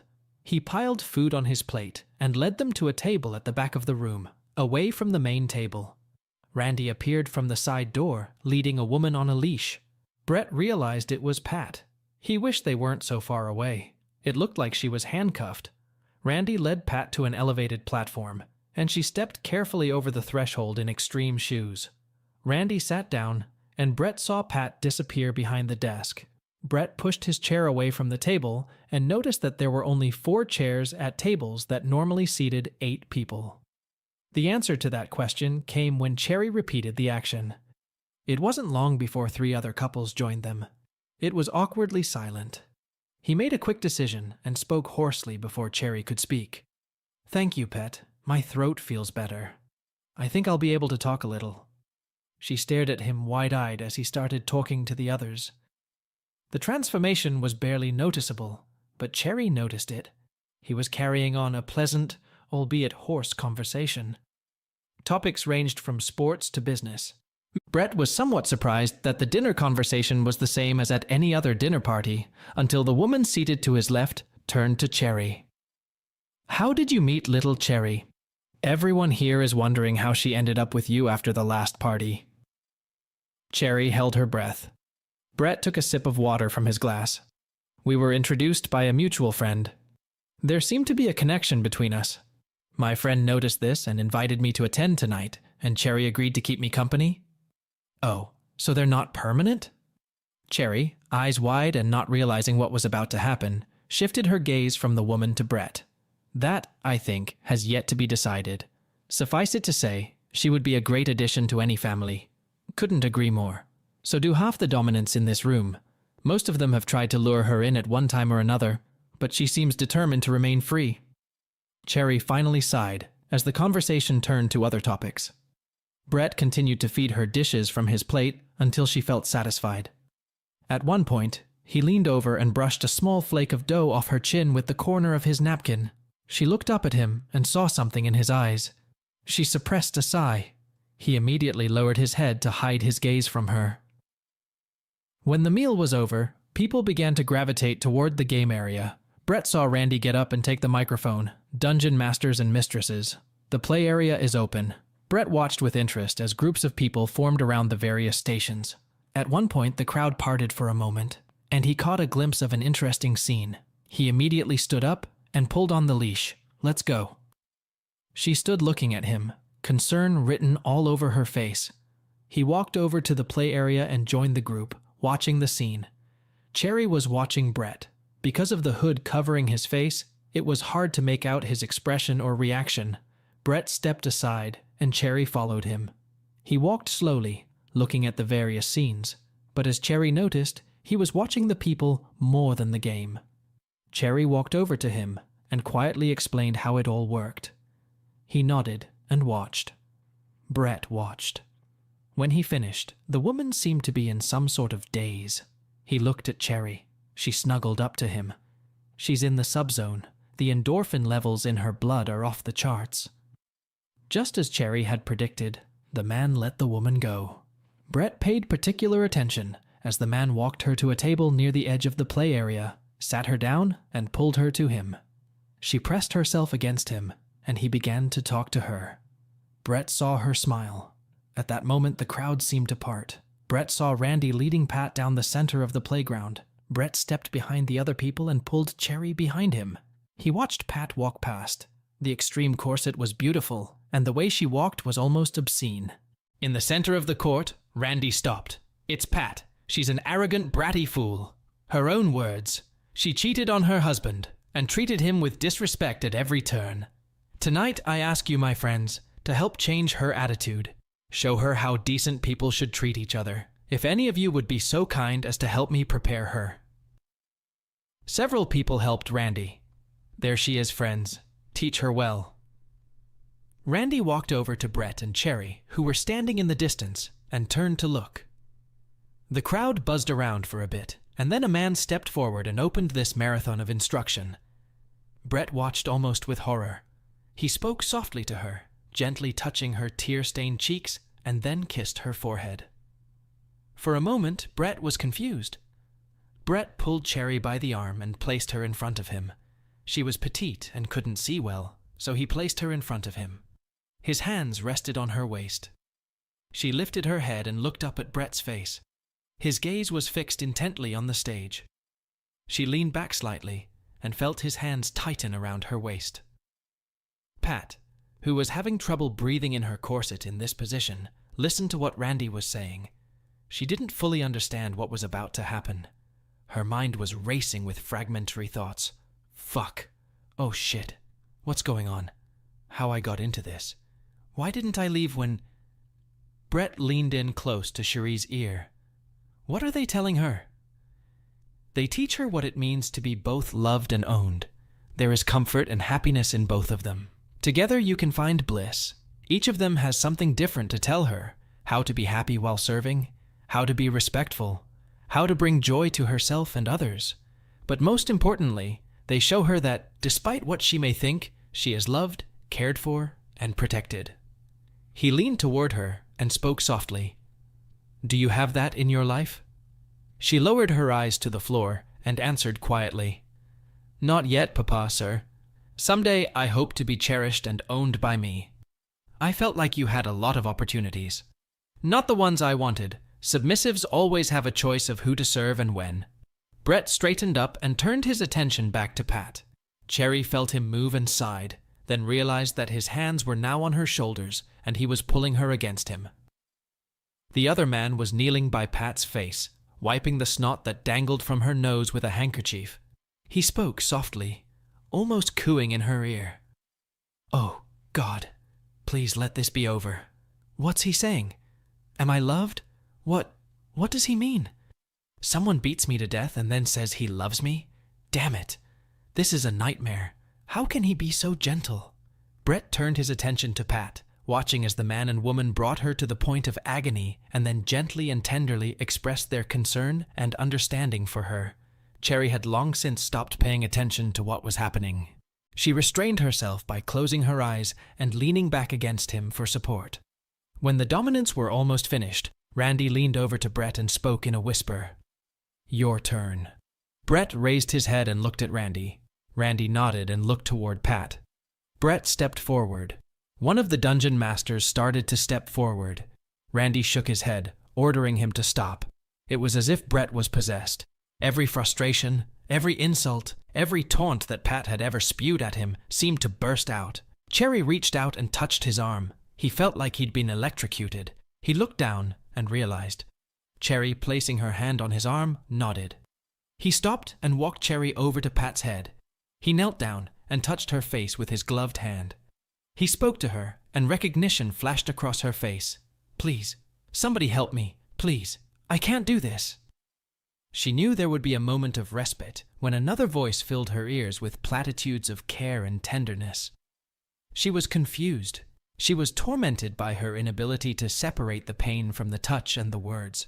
His thoughts centered on the repetitive litany. Please make it stop. Please make it stop. Somebody help me. Somebody save me. Please make it stop. Please make it stop. Please make it stop. I'll be good. I'll be good. I'll be good. A new voice reached her. Something clicked in her crowded mind. That voice. Those words. Who is it? Why does it sound familiar? When Brett saw this, he pulled the hood off his head. She looked up at him and sobbed. Brett stood up and nodded to the two men standing nearby, and they immediately released her and lifted her to her feet. Pat leaned against Brett and continued to sob. He pulled her to him and began to speak softly to her again, touching her gently. The crowd erupted into applause. Pat sobbed openly on his chest, repeating the same words over and over again. I'm sorry. I'm so sorry. I'm sorry. Brett saw that Cherry was crying too. Randy came over and stood beside her. Good job, buddy. I think it went well. Randy took Pat's rope and held it out to Brett. Brett looked at it and smiled at Randy. Sir, I believe she is in your care until tomorrow evening. This pet is quite satisfactory to me, and I believe she will be happy to continue doing so for some time to come. Randy looked at him with renewed respect. Sir, you are correct. I would respectfully request that you and your pet accompany me and my ward home after these festivities for some quiet conversation and perhaps some entertainment. Sir, I think that's a great idea. Brett looked at Cherry, who stood, eyes wide, and then at Randy. If you can accommodate us, we will spend this evening and tomorrow with you. Cherry's mouth dropped open when she heard, we. Randy smirked and almost reverted to his best buddy image, but held back. My pleasure, sir. I'll see you tonight. Please enjoy. Brett nodded as Randy walked away with Pat in his arms, head down and silent. Brett felt Cherry stand up beside him. Her attitude and behavior were different this time. Sir, can the pet speak? I need to ask you a couple questions first. Yes, sir. You said that it is always up to the submissive to decide who and when to serve. Yes, sir. Perhaps I spoke presumptuously. Would you accompany me as my submissive for the rest of this weekend? Sir intends to take the pet? He looked down at her. It is. She smiled, but immediately a cloud descended over her face. May I speak to you frankly, Papa, sir? Of course. What about your wife? Will they let me go after the weekend? My wife will do what I tell her to do, and take what I tell her to take. As for you, I think that will be decided as the weekend progresses. Cherry blushed slightly. She was amazed at the change in Brett in just a few hours. Sir, this girl doesn't want to be just an affair or weekend entertainment. She needs to be loved and cherished. She wants to belong to someone, not just be a toy. Her eyes were downcast as she spoke. Brett heard the deep emotion behind her words. He lifted her chin to look into her eyes. You belong to yourself. You are loved. I think since you touched my hand and gave me back, I own you. She sighed, and then her face spread into a wide grin. Much later, the crowd dispersed and the cleaning crew got to work. Brett sat at the table near the door, and Cherry stood beside him. Her head rested on his thigh, and his hand moved slowly over her shoulder. He watched Randy walk across the floor with Pat to his left and slightly behind him. They came to the table and stopped. Ready to go, buddy? Oui. Pat looked at them and at Cherry. Randy looked at the petite young woman as well. I've heard rumors that you're claiming something. The rumors may turn out to be true. Brett, you amaze me. You've gone from depressed husband to confident dominant in a matter of hours. I had 2 good teachers. So how would it work? Have you thought about it? I've been thinking about it. I have a wife and you have a big empty house. You know that what belongs to me belongs to you, and what belongs to you belongs to me. I propose that these two are like everything we've ever had. I suppose there's no reason for either of us to have big lonely houses now. Randy grinned. You're even thinking like a dominant. Come on, let's go to my house. Randy took Pat to the parking lot, and Brett took Cherry. As they approached Cherry's car, she started to make her way to the driver's seat, and he yanked the leash again. She stopped, and he held out his hand. She bit her lip and held out her keys to him. At Randy's house, Brett and Cherry stood in the living room and looked out the window at the darkening valley. Cherry snuggled up to him, and he put his arms around her. He still held the leash in his hands. He reached out and unhooked it from the collar. Cherry lifted her head with a question in her eyes. "We're pets. We don't need a leash at home." She smiled softly. Randy appeared from the back of the house. Pat obediently followed him. He stopped at the other end of the room, then went into the kitchen to get a beer. Brett, want a beer? Of course. Cherry disappeared into the kitchen and returned, carrying a beer and a coaster. She handed him the beer and he nodded. Randy came back and looked at Pat. "Pat, you should go say hello to your husband." She turned, walked over to Brett and looked up at him. "Hey, Brett." "Hi, Pat." Randy spoke again. "What did we talk to Pat about?" She took Brett's hand. She was almost sobbing. "Please, Master, forgive me for being a fool. I promise I'll be good." Brett looked at Randy. Brett took Pat's hand. "Don't let it happen again." "Yes, sir." Brett pulled Pat into a hug and kissed her. Brett pulled away and looked into her eyes. "What have you learned?" She lowered her eyes as she spoke.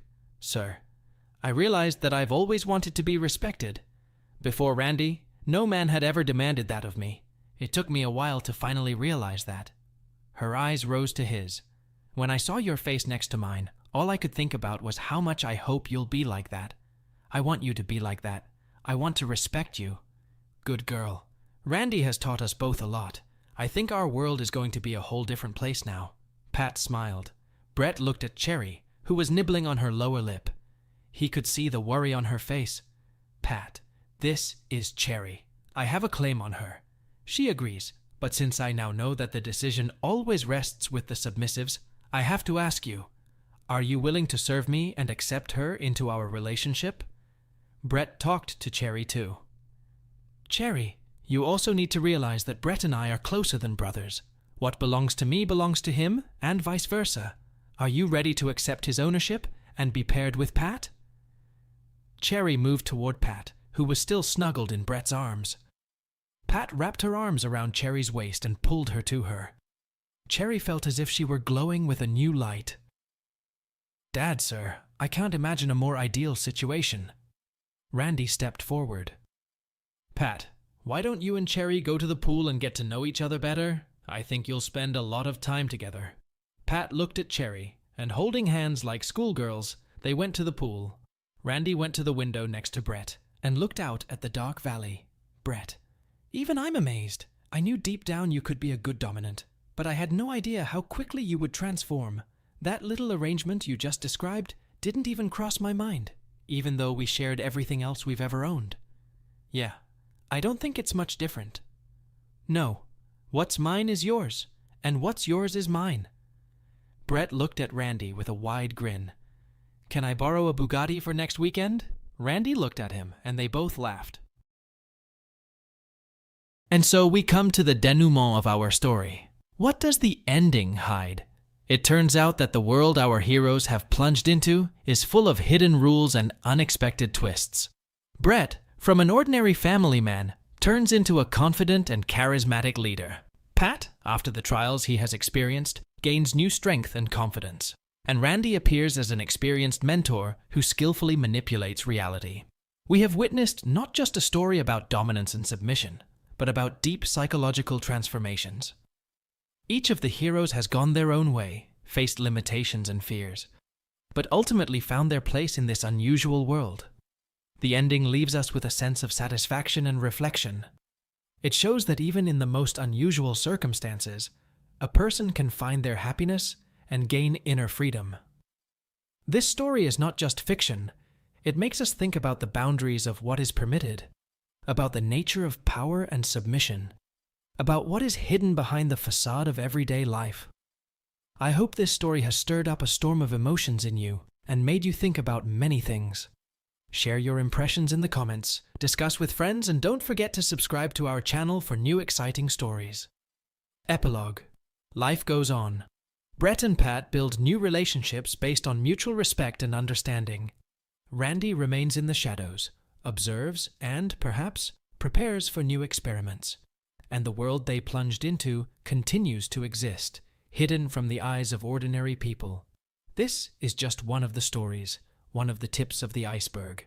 The world we told you about is full of secrets and mysteries. Perhaps someday we will reveal new facets of this amazing world. Thank you for being with us.